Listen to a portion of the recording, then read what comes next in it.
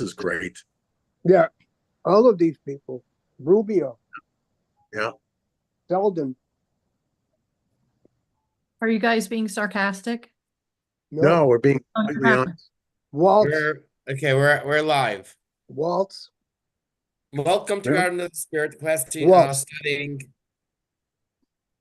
apples from the orchard. For the second time beginning after Pesach 2014, the class meets in Longmeadow, Massachusetts, the center of the universe, and is held in memory of Malka Ruth Pas Moshe, Margaret Vogel of blessed memory.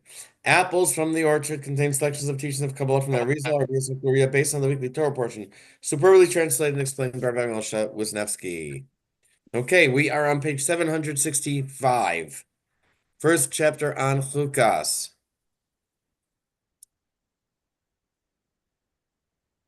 Okay, better fasten your seatbelts. Okay. Good. Is everyone ready? Yes, sir. Absolutely. Okay. Clear my throat. Ready? The Torah teaches that a dead body is a major source of tumah, impurity. Someone who has been rendered tameh through contact with a dead body is sprinkled with ashes of a red cow to become pure. Impurity is usually associated with the lack of godliness, the source of life, the source of all life. This chapter will connect the red cow and many of its laws with gevura, severe judgment. We're going to come over and over and say, this is gevura, that is an example of gevura, this is because of gevura, that's because of gevura. That's the strict judgment that comes, the idea of a lack of godliness, dead body. Okay, Alan, please begin. The 5 strengths of the red cow. Hashem spoke to Moshe and Aaron, saying, "This is the statute of the Torah, which Hashem spoke, saying, Speak to the children of Israel that they take for you a pure, unblemished red heifer, which has never worn a yoke, and give it to Eleazar the priest. He will take it outside the camp, and someone will slaughter it before him. Eleazar the priest will take some of its blood on his finger and sprinkle it toward the opening of the tent of meeting 7 times. Someone will burn the heifer in front of him. He will burn its hide, its flesh, its blood, and its innards. This is the commandment of the red heifer. The ashes of the red heifer are used to purify a person from the impurity of death. Death we have noted before, is spiritually a falling from one state of divine consciousness to a lower one or lack of one. Thus, the commandment of the red heifer contains within it the mystical explanation of evil and the purification from defilement of evil, death, that is, loss of divine consciousness. All right. 2. 5 Hebrew letters have a different form at the end of the word. They're known as man sapach. Mem, nun, sadi, pe, chaf. We know that when it comes to the end of a word, you need one of these letters. It's a different form. These letters are all associated with gevura. Their total gematria is 40 plus 50 plus 90 plus 80 plus 20, 280. Since there are 5 letters, we can add 5 for a total of 285, the same as para, cow, or heifer. But para aduma, the red cow, red heifer, para cow is 285, the gematria of the 5 finals, mansapach, plus 5 for the 5 letters. Go ahead, Alan. Know that the 5 final forms of the letters signify the 5 states of Gevura. Their combined numerical value is 280, and when we add 5 for the 5 letters themselves, we have 285, the numerical value of heifer. 5 letters of the Hebrew alphabet have different forms that they assume at the end of a word. Since these final forms signal a pause in the flow of reading, They signify the 5 states of severity, gevura, or restraint. The letters with their numerical values are mem 40, nun 50, tzadik 90, pei 80, chaf 20, which is 40 plus 50 plus 90 plus 80 plus 20 equals 280. Heifer is para, pei resh hey, 80 plus 200 plus 5, 285. Okay, the 5 states of Gvura are associated with Bina and Malchus. Bina is represented by the first Hey of Hashem's name, while Malchus is represented by the last Hey of Hashem's name.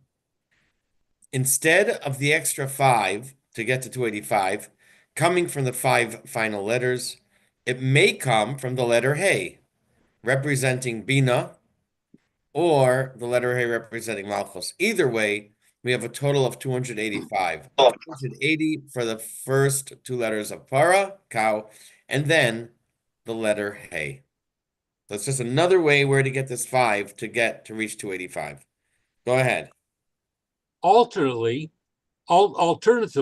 the extra hey, whose numerical value is the 5 needed to equal the numerical value of heifer, signifies the 5 states of Gevura descend to Bina, which is referred to by the first letter hey of the name Havaya, or descend to Malchus, which is referred to by the second letter hey of the name Havaya. Therefore, the heifer is called para, that is the cow, par, of the hay. The first 2 letters of the word for heifer, para, are simply the male or generic word for cow, par. 4. So we said that there's connections to many of the laws. The cow must be completely red. Red is associated with Bina. I should say here that last spring, I think it was, when we had the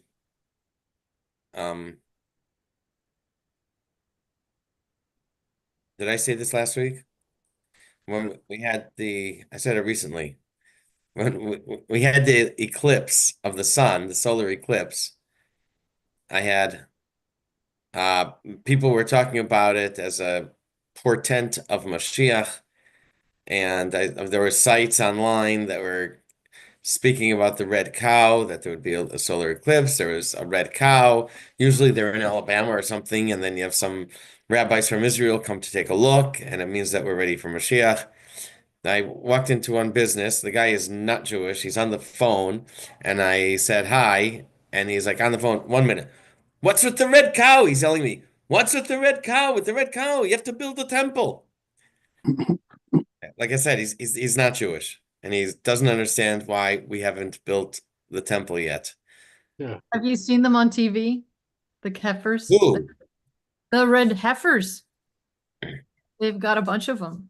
Yeah, I see him in the news. But okay, so yeah, you see that too. The cow must be completely red. Red is associated with Bina, the source of the 5 states of Gvura. Red is associated with Bina, the source of the 5 states of Gvura. As the pasuk says, if your sins are like scarlet thread, they will become white as snow. If they will be as red as, I think it's a worm, they will be like fleece. So red is the color of strict judgment. One moment. Yes, go ahead, Alan.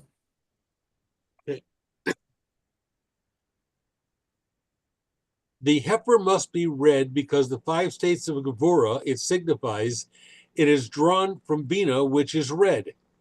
Red is the color of blood usually associated with Gevura, or the source of Gevura, Bina. How would we fix that sentence so it makes sense? Yeah, which the one above or the one below?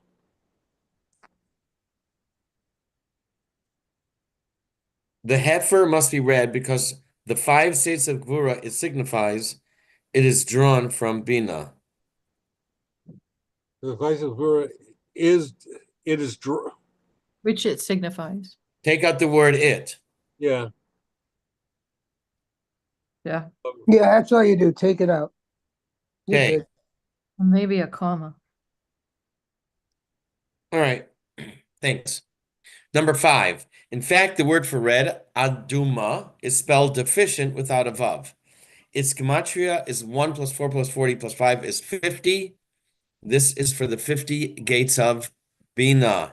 The number 50 is therefore associated with Gevura. Don't know if we've ever spoken about the 50 states of gates of Bina. The Gemara learns this from the 12th chapter of Tehillim. Shivasayim, Mizukak Shivasayim. It compares Torah to, I think, nothing now, to clearness and to clarity, and it says like 7 times 7, 49. Moshe adds that that he learned that there was one thing of knowledge that he didn't get. So we say, well, this 49 plus the one that he didn't get makes 50. Elsewhere, we find hints that before he died, he did reach the 50th. In any case, there are 50 gates of Bina. So 50 is Duma is red, also connected with Gevura. It's all connected. Go ahead, Alan. Therefore, the word for red is written without the expected vav, so that its numerical value be 50, referring to the 50 gates of Bina, from which severe judgments enter. Red, Aduma, Aleph, Daled, Mem, Hey, 1 plus 4 plus 40 plus 5 equals 50. Okay, thanks. Now, the red cow must be completely red, without blemish, and slaughtered outside the Beis Hamikdash. So long as the divine energy represented by the red cow is in a place of holiness, it is complete and without blemish. But when it goes outside and is no longer in a place of holiness, such as the Beis Hamikdash, it is the source of strict judgment. You understand that all sacrifices need to be slaughtered in and prepared in the Beis Hamikdash. The red cow is one that needs to be slaughtered outside the Beis Hamikdash. They actually made a ramp from the entrance on the eastern side. They made a ramp across the valley, and they did the slaughtering and processing, burning, turning it into ashes across the valley from the eastern side of the Beis Hamikdash. Go ahead, Alan. True, when the spiritual flow signified by the red heifer is still within the realm of holiness, it is pure, possessing no blemish. But when it proceeds further into the realm of evil, the root of the impurity of its inherent states of judgment is revealed. As we have explained previously, judgment is a necessary component of the process of transmission of divine beneficence. But when it is exercised outside of its proper context, judgment adds strength to the powers of evil. Uh-huh. Now, 7. Strict judgment is the result of a lack of harmony. Ideally, there should be harmony between Zer Anpin and Nukva. When this is the case, we say their relationship is face-to-face. When they are not in a state of harmony, we say they are back-to-back. Each is wrapped up in their own selves and not in tune with others. This was the problem with the realm of Tohu, that we refer to as the 8 kings of Edom. Each existed completely independent of the others. And they are the actual source of all states of judgment. Okay, 767 at the top. What causes these evil states of judgment is the fact that they, Zer Anpin and Nukva, were not facing each other, and therefore occurred the breaking of the vessels, signified by the kings of the land of Edom who died, producing the powers of severe judgment. In the world of Tohu, precursors of the Partsufim of Tikkun are not facing each other, and therefore the inherent severity of the female principles cannot be mitigated by the male principles. Therefore, the Sephiros cannot tolerate each other. Each one insists on expressing its own content and identify without any admixture of any other Sephira. This judgmental attitude causes the vessels of Tohu to break, and the shattered remains of this world become the consciousness of evil in the subsequent world of Tikkun. Okay.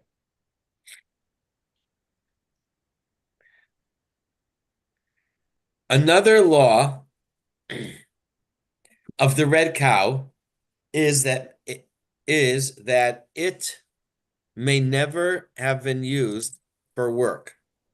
In the words of the Torah, upon whom a yoke has never been raised.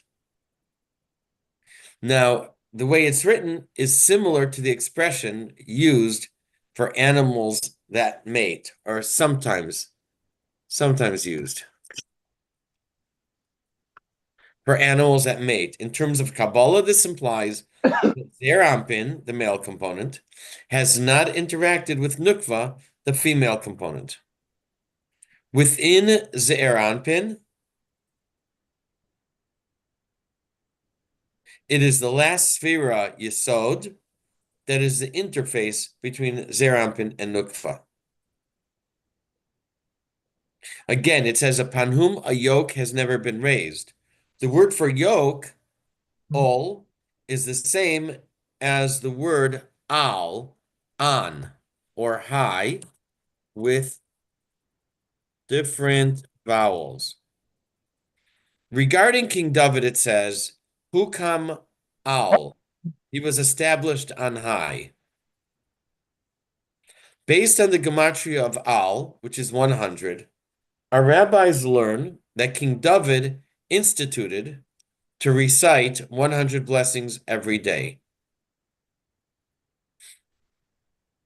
So the Arizal says that the word al by the red cow, or ol, yoke, by the red cow, alludes to 100 blessings that Yesod or Tiferes bring to the table to interact with Malchus. There's a lot here. Let's do this again. It says that the red cow may never have been used for work. And the words of the Torah are, upon whom a yoke has never been raised. So this implies an idea of interaction or mating. When animals mate, sometimes it uses such a term, like the male rose up on the female. So in terms of a Kabbalah, we're talking about that Zeir Anpin, when it says upon whom a yoke has never been raised, it would mean that Zeir Anpin didn't interact with Nukva. By the way, you may have passed it, but in number 7, I think we implied in number 7, or Alan read inside, that the Gevuras, the strict judgment of Nukva, Malchus, need to be tempered through interaction. So need to be sweetened through interaction. And if the interaction doesn't take place, then it remains a strict judgment. So within Zeir Anpin, it's Yesod is supposed to interface with Nukva. Now the word for yoke, ol, is the same as the word al, which is written by King David, who come al, he was established on high. Al has a gematria of 100. So we learned from there that it was King David who instituted to say 100 blessings every day. Hukam o al would mean that the 100 blessings were established by King David. The Arizal says here too, this yoke, al, also refers to 100. It's the 100 blessings that either Yesod or Tiferes, bring to the table to interact with Malchus. Intense.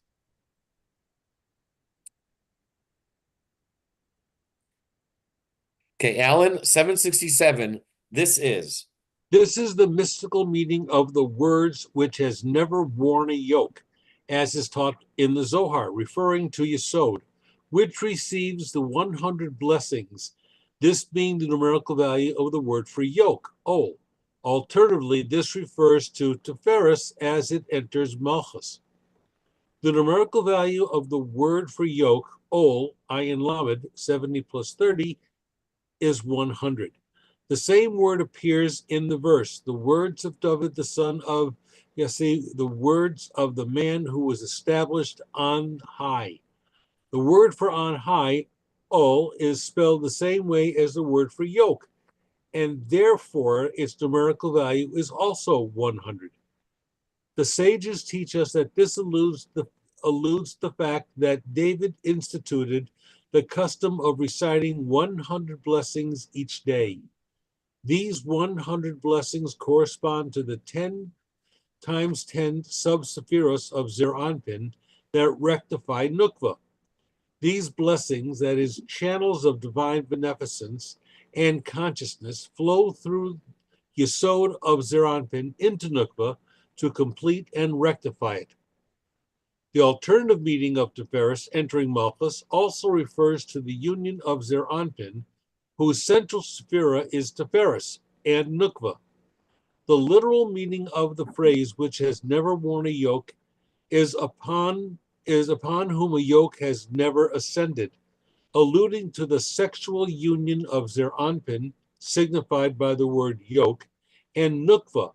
Thus, the red heifer, which is meant to signify the sephira of Malchus, acting as the source for the power of evil, must not have worn a yoke, for it must reflect Nukva as it is still virgin, that is, not having coupled with Zer Anpin, and therefore not having had its states of Gevurah sweetened by the chesed which dominates Zer Anpin.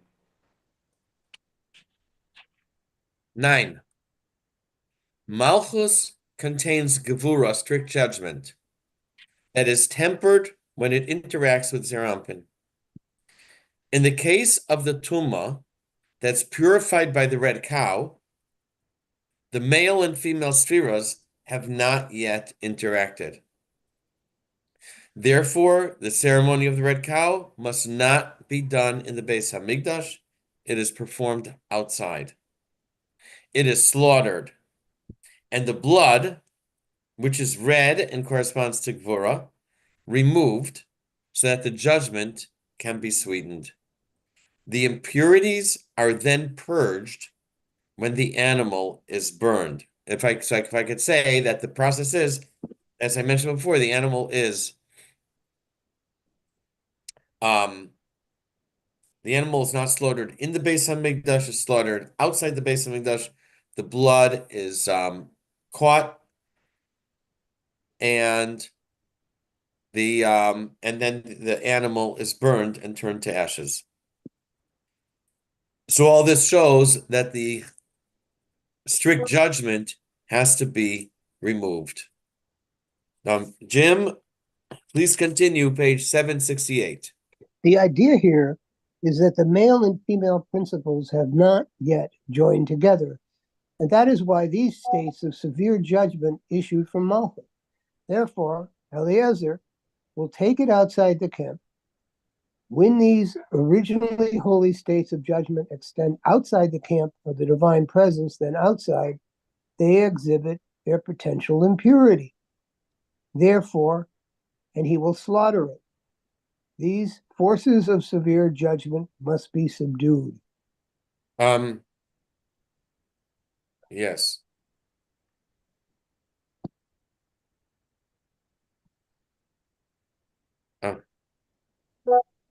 Okay. 10. What remains after it's burned is holiness, 1/5 of the original judgment.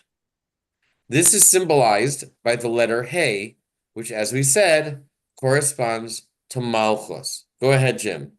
In order to purify this impurity through holy fire, he will burn the heifer in front of him.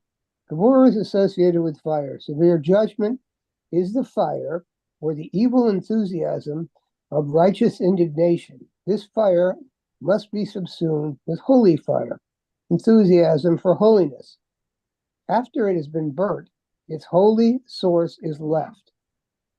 That is 1/5, namely Malchus, which is referred to by the letter He, alluding to the fifth of the 5 states of severity.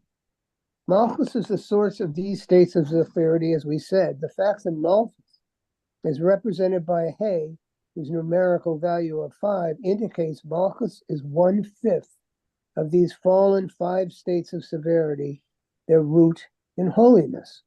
Okay. Okay.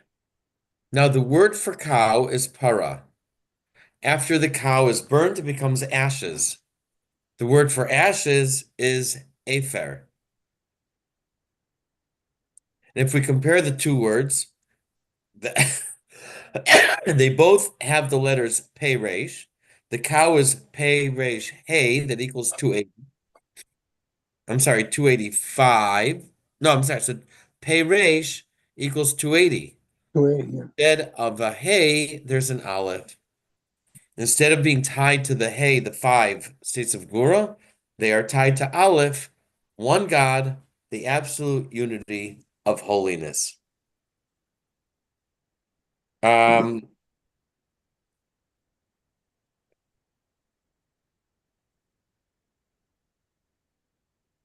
Yeah, okay, go ahead, Jim. The heifer is then called ashes.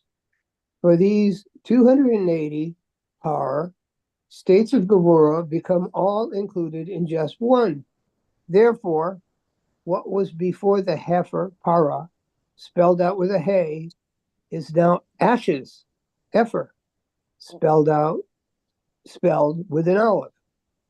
Word for ashes, heifer, is spelled aleph pei resh.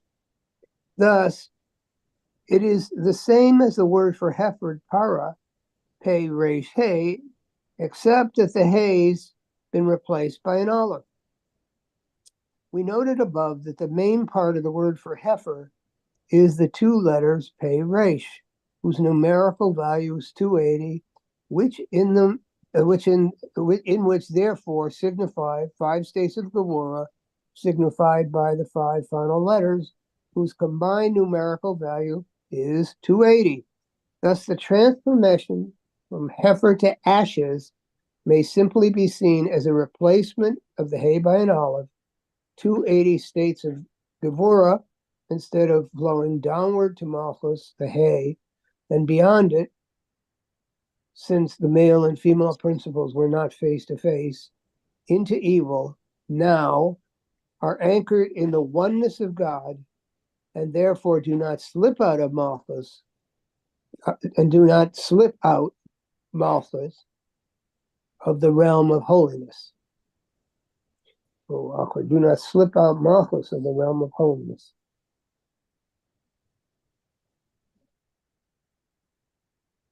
Do not slip out from Malchus in the realm of holiness, maybe. Okay. Okay.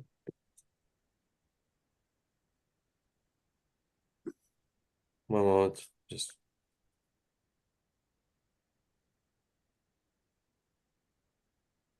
Or do not slip Right. out of Malchus in the realm of holiness. and therefore do not slip out. Of Malchus in the realm of holiness. Or from the realm of holiness. Huh? Would it be like, is he saying push Malchus out? Downward? Malchus stays in the realm of holiness when it's anchored in oneness. So So that it does not slip out Malchus from the realm of holiness. yeah, or does not slip out Malchus from the realm of holiness. Malchus remains in holiness. That's Right. the key. Yeah. As I read it. From? Okay. Yeah.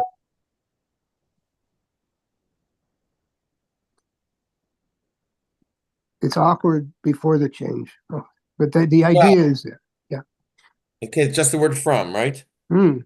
Yeah. Do not Instead Malchus from the realm of holiness. The Because idea that ashes from an all red cow can purify from tumah of a corpse has no rational explanation, not even in Kabbalah. Moshe could not understand it.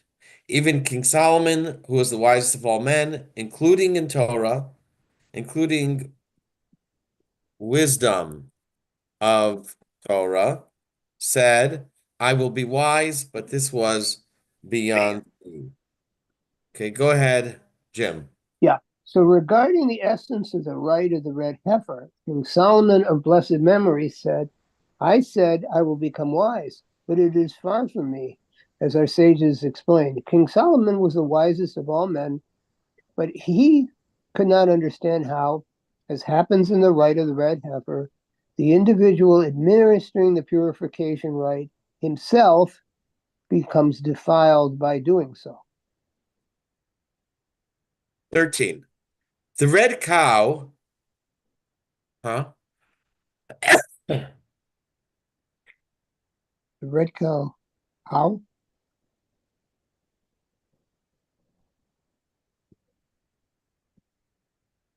Represents how. Yeah. Red cow represents how Malchus receives from the back of the holiness. I just want to say what we started at the top of this page 769. On the right is Likutei Torah. That's a new text that we didn't quote from before. The left is Sefer Likutim, which was the right on the pages before. Mhm. As we said before, so it receives from the back of holy names. As we said before, it is a relationship that is back to back, not front to front. This is indicative of severe punishment and represented by the color red. Right. Go ahead, Jim. Know that this is because the basis of the rite of the red heifer is that it expresses how Malchus receives from the back of the holy names and not from their front. Since the rite of the red heifer exemplifies a state of reality in which the divine name is not showing its face, but rather its back, we sense ourselves in this context as being removed or far from God's presence. This is why King Solomon described his inability to fathom the workings of the red heifer rite as being far from wisdom. Okay, so he said it's far from me, it's beyond me, because it's the back to back, it's removed from God's presence. Another little hint there. 14. Now remember, the red cow purifies someone who has had contact with a corpse. Death represents a deficiency in holiness. We're now going to encounter something that I don't remember having. We may have had something like this once. So we will look at a deficiency in Havaya, the name of Hashem. What is the meaning of a deficiency? We're going to take the letter that precedes each letter in the alphabet. So Hashem's name is a Yud and a Hey and a Vav and a Hey. The Yud, which has a value of 10, will become Tes, whose value is 9. Hey 5 becomes Dalet 4.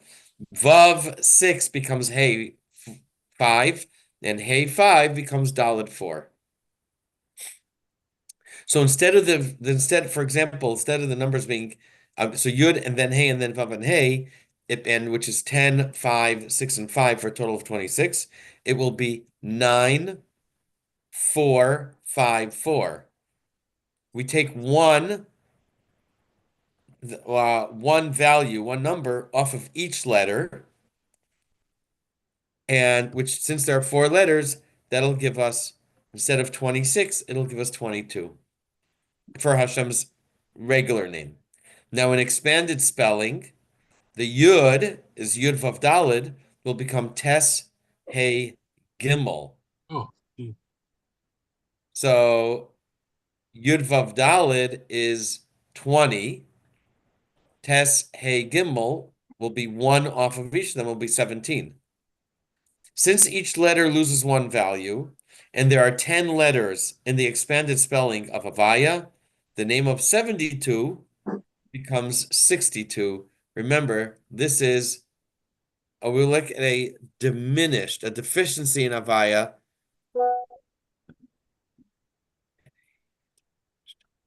I took this word, not deficiency in, but a diminished. If anyone knows music, there's something called a diminished chord. And it's usually a chord has 3 notes. If you drop the middle note half a step, that's a minor chord. If you drop both of them, not the root position, but the second and the third notes, then it's called a diminished chord. So where are we? Are we at the bottom of 769? Yes. Okay, so go ahead, finish the page. The retrogressive spelling of the 72 name, that is Tet, Hey, Gimel, Dalid, Tet, Hey, Dalid, Tet, which is similar to Tet, Dalid, Hey, Dalid, being produced out of the Yud, Hey, Vav, Hey. The numerical value of this spelling is 62. The loss of optimistic, forward-looking divine consciousness is reflected by the name Havaya recoiling backward in the alphabet. When we consider the 4 letters of the name Havaya and substitute each letter with a letter preceding it in the alphabet, this is called the retrogressive spelling of the name. Thus, Yud He Vav He becomes Tet Daled He Daled. There is also a progressive spelling of the name Havaya in which each letter is replaced by the letter following it in the alphabet. In this way, Yud He Vav He becomes Kof Vav Zayin Vav. The spellings out of the name Havaya can also be spelled regressively. Here, though, we must point out, since there is no letter before Aleph, Aleph remains Aleph, even when retrogressed. Following is the deviation. Okay, hold on there. Derivation, but anyway. What? So we've never had this before. No, What? this is new. No. I'm going to read 15. Since there's no letter before Aleph, it remains as is. But we're going to take the letter before each one. This is going to be wild. We now have the following values of expanded spelling. 72 becomes 62. The name of 63 becomes 54. The name of 45 becomes 38. And the name of 52 becomes 43. Okay? Now, Abigail, I'm going to ask you to continue here. And obviously, don't read the entire chart on 770. But if you can ad lib and compare how it is. I'll try. So the following is a derivation of the usual and retrogressive spellings out of the name Havaya. So the regular spelling of Yud, Yud Vav Dalet, becomes Tet. Is that right? In the retrogressive, it becomes Tet Hey Gimel. Hey, instead of being Hey Yud, becomes Dalet, or Dalet Tet. Vav, instead of Vav Yud Vav, becomes Hey Tet Hey, which is 19 compared to the 22. Hey, which was Hey Yud, 15, becomes Dalet Tet, which is 13. In the 63 name, Yud, which was 20, becomes Tet, which is 17. Hey, which was 15, becomes Dalet, that is 13. Vav, which was 13, goes backward to Hey and becomes 54, goes forward, backwards. Hey, which was 15, becomes Dalet, which is 13. And in the 45 name, It says this has the aleph filling. Yud becomes, which was 20, becomes tet, which is 17 again. Hey, which was 6, becomes dalet, which is 5, and you see aleph replaces aleph. Vav, which was 13, becomes hey, which is 11, and hey, which was 6, becomes dalet, which was 5. And the 52 name, Yud, was 20, becomes tet, is 17. Hey, that was 10, becomes dalet, which is 8. Vav, which was 12, becomes hey, which is 10. And hey, which was 10, becomes dalet, which is 8. Okay, so it loses 1 for every letter unless it's an aleph. Then it stays the same. Yeah.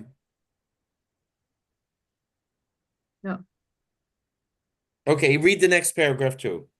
Similarly, the numerical value of the retrogressive spelling of the 63 name is 54. That of the retrogressive spelling of the 45 name is 38, and that of the retrogressive spelling of the 52 name is 43. Now, the name Havaya, I don't remember exactly which one matches up to what here. The name Havaya, which is 26, has 4 letters. 10 becomes 9, 5 becomes 4, 6 becomes 5, and 5 becomes 4. Since each letter loses 1, the new total is 22. 4 of these, for the 4 common expanded spellings of Havaya, equals 88. Go ahead. The combined numerical value of the 4 retrogressed root letters, tet dalid, hey dalid, is 88. And it goes through the math. This plus the combined numerical value of all the retrogressed names, 285, is the same as that of the word for heifer, para. 62 plus 54 plus 38 plus 43 plus 88 is 285. Para. Hold on. Yeah, let me go ahead. 17. The 4 times of, they call it retrogressive. I call it diminished. The 4 times diminished Havaya that equal 88, plus each of the diminished expanded spellings. So one expanded spelling was, in the expanded spellings, we have 88, we have 62, 54, 38, and 43. That was the chart on page 770. Plus the 88 equals 285. The same as para, cow. And we're using diminished values of Havaya. We see that the cow corresponds to a diminished state of holiness, or to deal with, to be able to purify the contact of a dead body.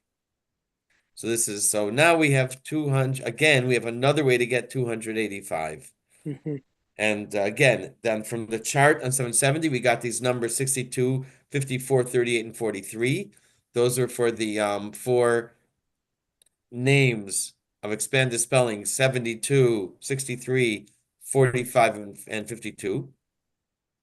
And then we added 88 for 22 instead of 26, 22, 22, 22, and 22. Okay? Read again, please, from the top of 771. This plus the combined numerical value of all the retrogressed names, 285, is the same as that of the word for heifer, para. 62 plus 54 plus 38 plus 43 plus the 88 equals 285. Para is pei, resh, hey equals 80 plus 200 plus 5 equals 285. Thus, the heifer embodies the retrogression of normal divine consciousness that results from contact with death. Okay, next, 18. The word for cow is found using 5 diminished states of Havaya in number 17 that we just said. This corresponds to the 5 states of Gvura, as are 5 laws of the red cow found in the pasuk. And these also correspond to the 3 spheros on the left axis, which are Bina, Gevura, and Hod, plus the last 2 spheras, which, although they're in the middle, the 3 on the left are funneled through them. I'm not done yet, I think. So, and the Torah says that you should take para, a cow, aduma, red, tamima, complete, asher in vamum, that without blemish, asher lo aleh all, upon which a yoke has not been raised. So the word cow refers to malchus, is for malchus.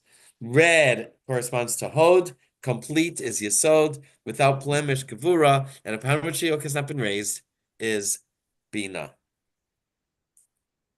Okay, go ahead.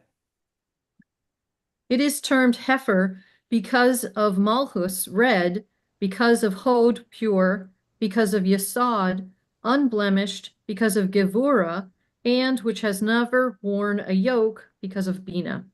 The sephirot in the above list are those on the left axis of the sephiros, bina, gevura, and hod, and the 2 final sephirot of the middle axis, yesod and malchus, which act as funnels for the preceding sephiros, including the 3 left ones.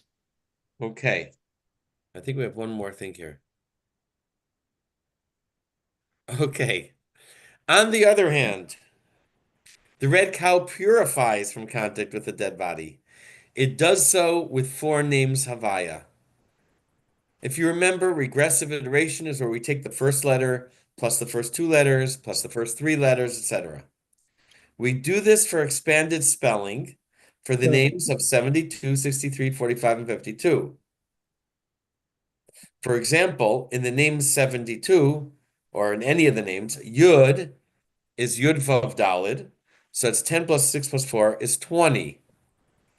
The next letter is Hey, which is spelled Hey Yud, 15. So far we have 20, plus 20 plus 15, and so on. Then 20 plus 15 plus 22. The regressive iterations for the 4 values of Havaya are 184, 166, 130, and 144. Again, for the 4 values of Havaya, that's 72, 63, 45, and 52. If we take the regressive iterations, which means the first letter 4 times, the first one's Yud, 20, so that's 4 times is 80. The second one we only take 3 times, the third one we only take twice, and the last one we only take once. Then the total for all 4 is 624. Next, we take the regressive iteration, again regressive iteration, of just the primary letters of the name Havaya, which is 10 plus 10 plus 5 plus 10 plus 5 plus 6 plus 10 plus 5 plus 6 plus 5. Again, 4 10s, 3 5s, 2 6s, and 1 5. Gives us 72. 4 of these is 72 times 4, 288. We subtract the regressive iteration of the primary letters, which is 288, from the regressive iteration of the expanded spelling, 624, and we're left with 336. Okay, I know that's complicated. With the kollel, this is the same as para aduma, a red cow, for 335.